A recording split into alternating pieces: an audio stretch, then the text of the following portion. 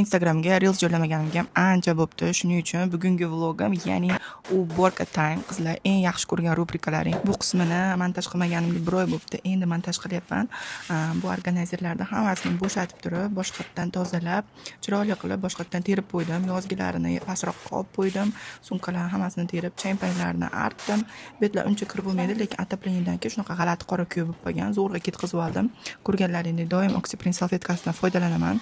Ya'ni ortiqcha ximikatlar, hech narsa ishlatmaydigan bo'lib qolganman. Juda ham qulay va ishlatishga juda ham oson.